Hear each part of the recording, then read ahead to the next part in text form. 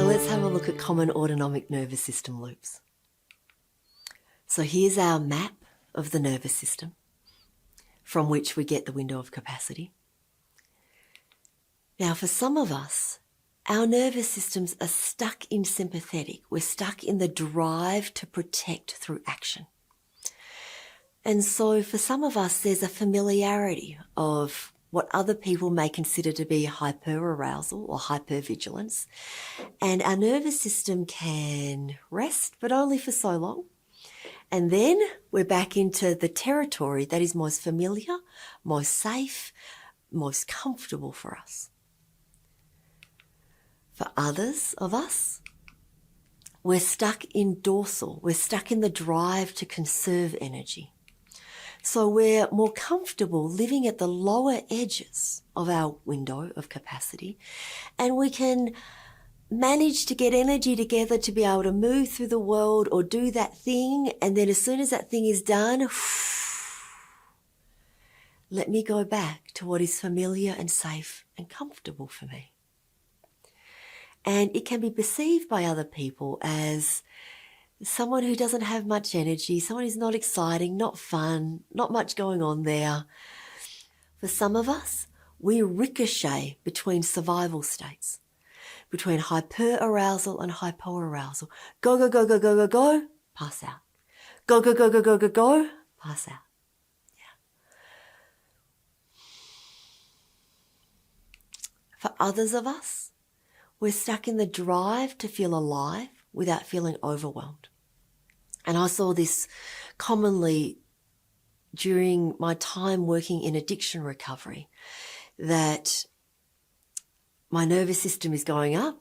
Perhaps I'm experiencing a trauma trigger that makes me want to leave the window, or perhaps it's just simply too much energy in my nervous system. I've got too much going on, and I use something outside of me to help my nervous system to calm down. There might be a trauma trigger that causes me to be pulled down, yeah, or it might be just not enough going on for me to feel that feeling of aliveness. And so I use something in order to bring myself back into the window. And when it comes to addiction recovery, what I learned to appreciate is that addiction is also not feeling the emotions that I would do anything to not feel ever again. And so the whiff of the sniff of anything that may be reminiscent of hashtag hyperarousal, I use a downer. Anything that's reminiscent of hashtag numb, defeat, feign death, powerlessness, I use an upper. And yet with polydrug use, what happens over time is the window becomes more and more narrow as our hedonic threshold shifts. And for some of us, we don't use substances, we go to behaviours to try and keep ourselves feeling alive without feeling overwhelmed. Everything makes sense within the context of the environment that that person has been living in. And now if we pull these autonomic nervous system loops forward,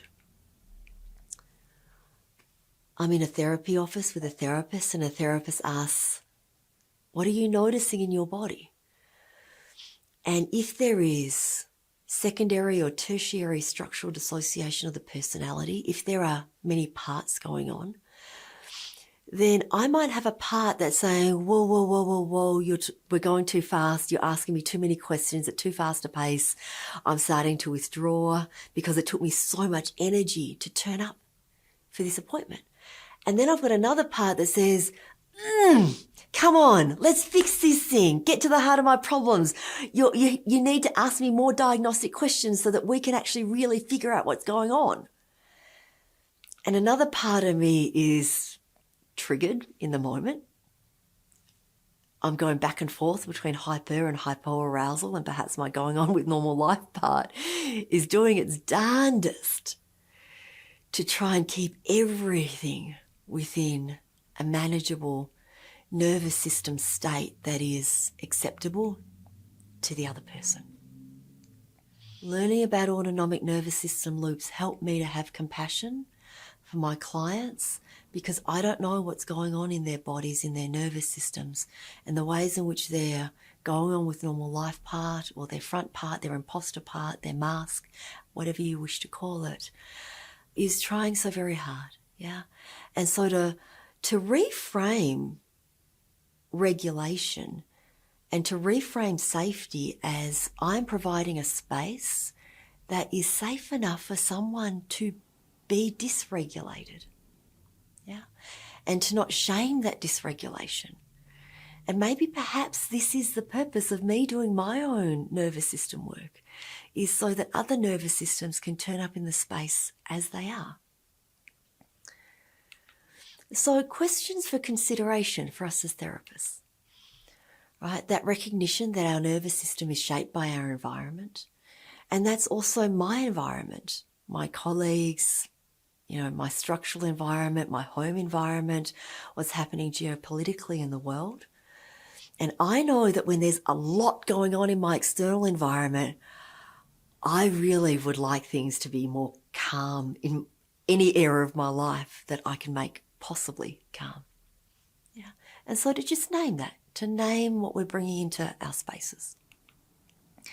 There's the invitation to notice which of these common autonomic nervous system loops may be familiar for you. What is familiar terrain for you? Where do you prefer to live? Or conversely, which of these autonomic nervous systems are familiar for you in terms of your family of origin, your family of choice, your friends, as well as your professional communities? What's that saying? Trait becomes state, becomes identity, becomes culture. Yeah. Trait becomes state, becomes identity, becomes culture.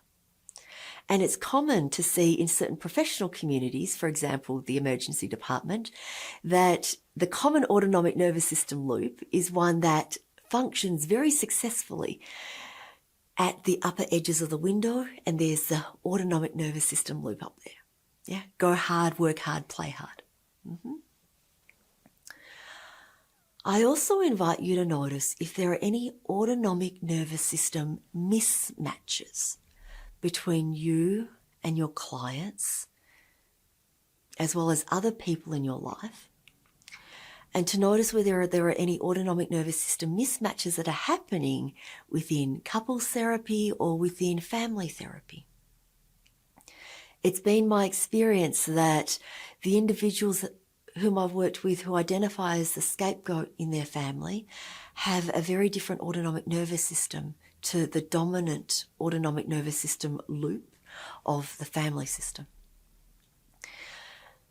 I invite you to notice the autonomic nervous system loops that you gravitate towards, as well as the ones that are aversive to you. And as you begin to map your nervous system, to let this be clues or signs in terms of areas of the map for you that may perhaps hold traumatic events that are worth becoming aware of. Even if you're not aware of those events, becoming aware that, as an example, my nervous system has historically been more comfortable in hyperarousal, and that's because powerlessness, helplessness, hopelessness of dorsal is a terrain that I do not want to experience ever again, and yet my clients turn up in these spaces with their nervous system. And then this adds another layer of nuance in terms of somatic transference and countertransference, which I want to offer and prime you with right now. However, we will unpack that together in the 4th module of this series. In our next segment, we'll unpack how the state of your autonomic nervous system drives your story of the world, and then we'll pull that information forward and combine that with Janina Fisher's TIST model.